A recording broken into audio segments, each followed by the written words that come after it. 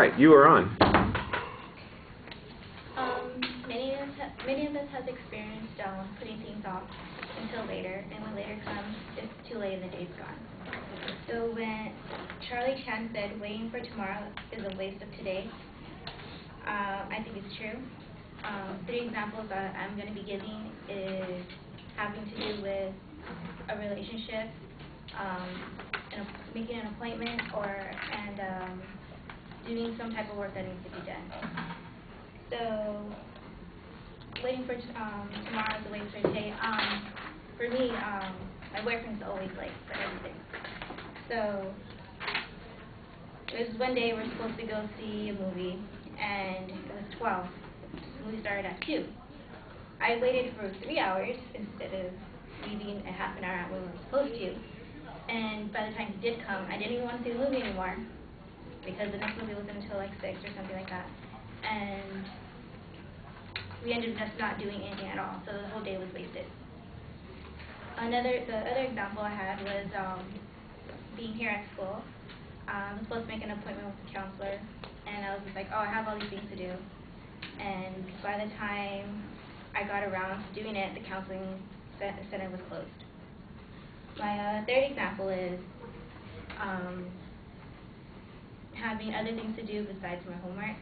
I went out, went shopping, went to hang out with my friends, and by the time I came to do it, it was already like 9, and I only had like 2 hours to do my homework, which I didn't even get to finish for the next day.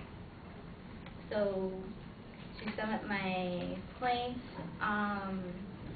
whether it's a boyfriend, an appointment, or getting your work done, you should always get do what's needed to be done to not waste your day and fill your day to the fullest.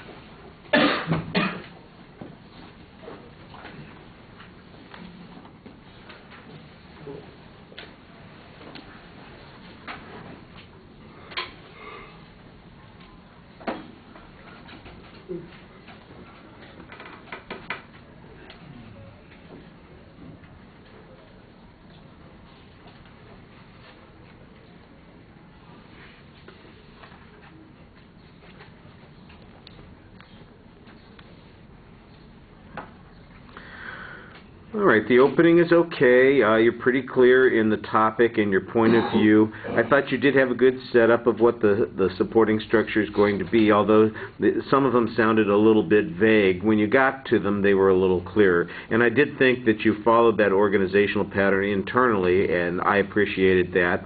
Your examples are okay. The first one, you've got an ability to tell a little bit of detail on. The second one, I mean, basically, once you've said it, you don't have anything more to add to it, and so there's not really much of a story or an illustration on that point. On your presentation, your voice is low key, but we can hear you pretty well, and there's enough variety in your voice that it doesn't sound like you're speaking in a monotone. I thought the pacing was pretty good. It sounds smooth, and you're fluent while you're talking, not a lot of hesitations.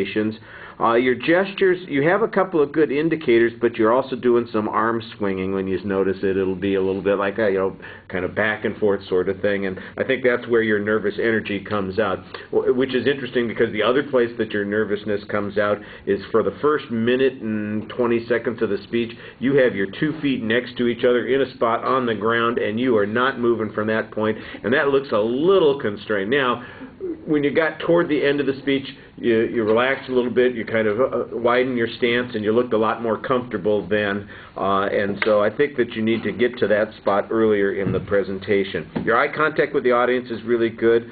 You look animated while you're talking, not super expressive. I think you could smile a little more and maybe even indicate, I know I'd be pissed at my boyfriend, well, my boyfriend, you know, I would be pissed at my boyfriend if he stood me up for an hour and I missed the movie, and I wouldn't be shy about sharing that with people and letting people know, I can't believe he did it, you know, frown, scowl, something, you know, a little bit more animation there is not a bad idea.